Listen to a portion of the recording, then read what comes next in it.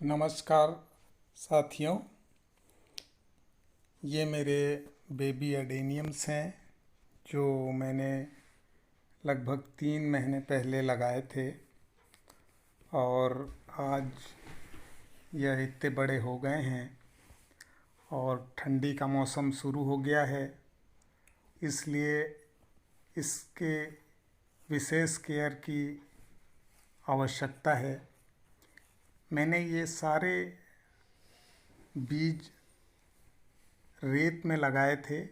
उसके बाद जब ये जर्मिनेट हुआ तो इसको ये पॉलीथीन बैग में ही रेत डालकर, प्योर रेत है, इसमें रेत डालकर लगा दिया था और ऊपर से इसमें धान का भूसा डाल दिया था ताकि यह पानी ऑब्ज़र्व करता रहे। मल्चिंग टाइप का इसमें हल्का सा भूसा डाल दिया था, क्योंकि बरसात के बाद भी तेज़ धूप जब पड़ती है तो रेत पूरा सूख जाता है। और ये आप देख रहे हैं कि 4-5 इंच, 3 या 4 इंच का ये प्लास्टिक बैग है मेरा। इसमें बहुत कम मात्रा में रेत है और धूप के कारण रेत अक्सर सूख जाता था। और इसमें मैं पानी 2-3 दिन के अंतराल में डाल रहा था, तो इसलिए मल्चिंग के हिसाब से मैंने इसमें ऊपर से भूसा डाला था, जो बरसात में लगभग लगभग सड़ भी गया है। यहाँ मैं बेबी अडेनियम के साथ ही जो स्टेम थे, जो ग्राफ्टिंग के बाद जो बचे हुए स्टेम थे, उसको भी लगा दिया हूँ, जो उग गया है। मित्रों, स्टेम के बारे में मैं आपको बेहतर सलाह दूं कि अडेनियम का कोई भी पार्ट फेंकने लायक नहीं होता।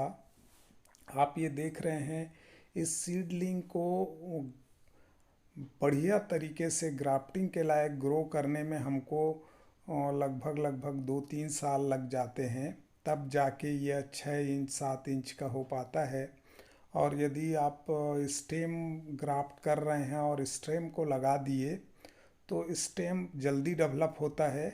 और एक दूसरा मेरा अनुभव स्टेम के बारे में यह रहा कि स्टेम में ग्राफ्टिंग बहुत जल्दी सफल होता है।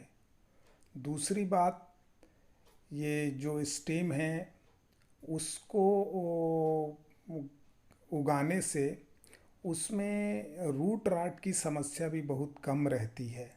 वो मजबूत तना रहता है, इस कारण उसमें रूट राट नहीं होता। जबकि सीडलिंग से तैयार हुआ जो पेड़ है उसका कोडेक्स और उसके जड़ में राट बहुत जल्दी हो जाता है। तो मैं बताना चाह रहा था कि सर्दियों में इन बेबी सीडलिंग्स की देखभाल कैसे करें।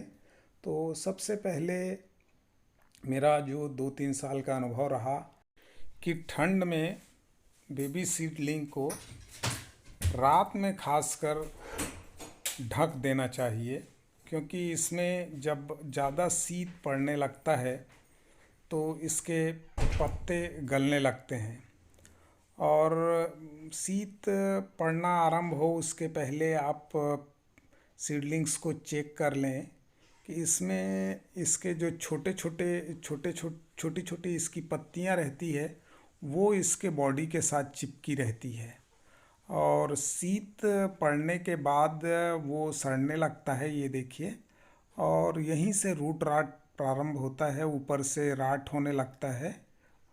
सारी रूट राट नहीं, स्टेम राट होने लगता है और ये पूरा पेड़ को फिर सड़ा देता है। तो जितनी पत्तियां हैं जो डेड लीफ हैं उसको आप ऐसा हाथ से उंगलियों से हटा दें और 10-15 दिन के अंतराल में इसमें फंगीसाइड अवश्य डालते रहें।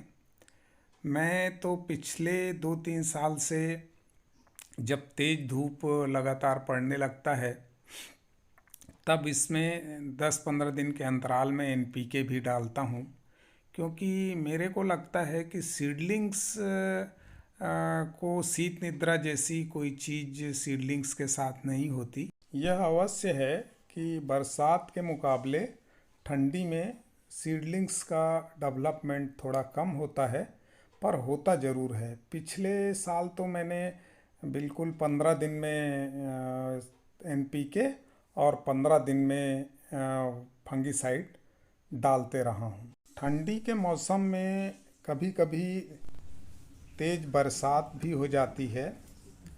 उस समय इसको बचाना बहुत ज़रूरी रहता है, क्योंकि ऊपर से ठंडी रहती है और लगातार 2-2 3-3 दिन तक के बरसात होते रहती है। ऐसी स्थिति में आप इसके ऊपर कोई प्लास्टिक पॉलीथीन ढक दें तो इसमें ऊपर का शीत नहीं पड़ेगा या पानी नहीं पड़ेगा, और साथ ही 1-2 दिन तक आप कहीं उस पॉलीथीन को ढके रहेंगे तो अंदर गर्मी भी पैदा होगी और उमस का वातावरण पैदा होगा, जिसके कारण ये इसका डेवलपमेंट होता रहेगा। आज तो बस इतना ही मित्रों। कोई विशेष देखभाल की ज़रूरत अडेनियम सीडलिंग्स की नहीं होती। आप गार्डनर हैं तो अच्छी तरीके से जानते हैं कि कैसे किसी और दूसरे सीडलिंग की जैसी देखभाल करनी चाहिए, वैसे ही अडेनियम सीडलिंग की भी देखभाल करनी चाहिए।